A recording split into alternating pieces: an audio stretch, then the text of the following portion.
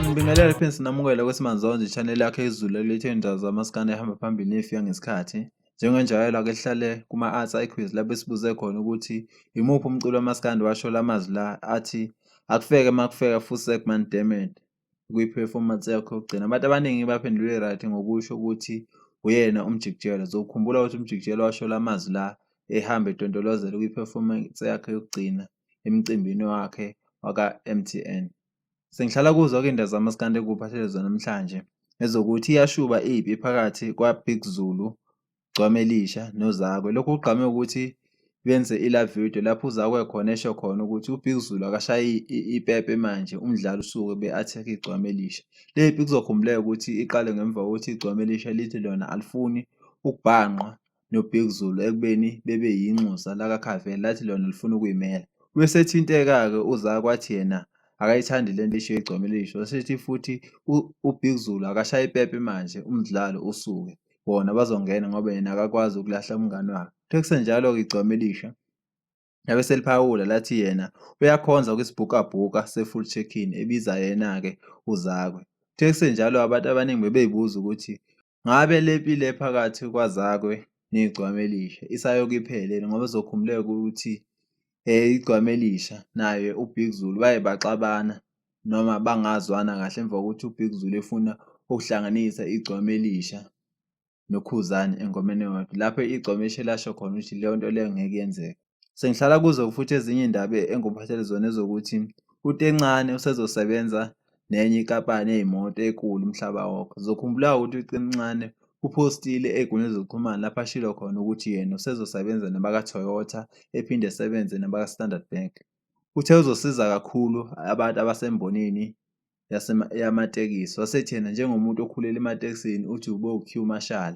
Uthi yena ubone kukhona isidingo sokuthi amabhinca efundiswe nokuthi futhi njengoba amabhinca amaningi ekhona la embonini amaskandi futhi bakhala ngokuthi amatekisi aseyadula manje. Uthe yena uhlanganile no-Standard Bank no-Toyota ekubeni bekwazi uku-negotiate amabhinca akwazi ukuthola iy'moto ngemali ephansi. Kodwa-ke abantu njengoba bengayi nganxanye njengamanzi, abanye bathi kungenzeka uTencane usebenzisa amabhinca ekubeni akwazi nawo ukuthola uphisi wesikwa khona la noma ama-shares kwa-Standard Bank nakwa-Toyota. Kodwa akahlale nezansi sizwe umbono wakho ukuthi wena ngabe ubona kanjani? Ngabe ubona ukuthi uTencane ngabe ufuna ukubeka isikwe etafuleni ngamabhinca noma nje umbona njengomuntu ofuna ukusiza amabhinca ukuze engangene ey'kweletini zey'moto ekubeni lukhona usizo olukhona etafuleni.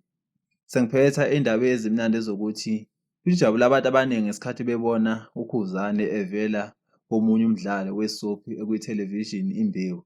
Lapha uKhuzani uya-actor njengomaskandi artist. Abantu abaningi bayijabulele-ke lento le ukubona umaskandi uthuthuka futhi abantu abaningi bashilo ukuthi inhle lento le eyenze uKhuzani bamhalalisele ngokuthi i-brand yakhe ikhulu kanje. Bathi njengoba edlalwa kanje ngisho idlalwa kwi-background kwimbewu lokho kumenzela ukuthi athole imali nokuthi abantu beqhubeke kwaziwe umculo wakhe umhlaba wonke jikelele. Awubuyibuke-ke lapho indlamlenze i-actor kwimbewu. Ubungakholwa ngithi ukuthi ngifike nobani? Yini ufike nobani? Khuzani baby. Khipha champagne, Khuzani la uzongena noma nini? Khipha champagne nje. Mngani wami. Yebo. Ngiyajabula, cela ngilandele bandla. Kwakuhle kule ndawo madoda. Nokudla kwalana futhi uzokuthokoza. Ngihlala phansi. Sozakho. Lindi ebekhuluma iqiniso. Ngiyabale bekhuluma uKhuzani la. Siqo sakhe ula. Sengiphetha ngizophathela omaskandi abakhiphile njengoba kuyisimo kusele kudani kanje. Abantu abaningi-ke bakhiphe ama-EP okuzingoma engaphezulu ka-1 kodwa engaphansi kwa-10.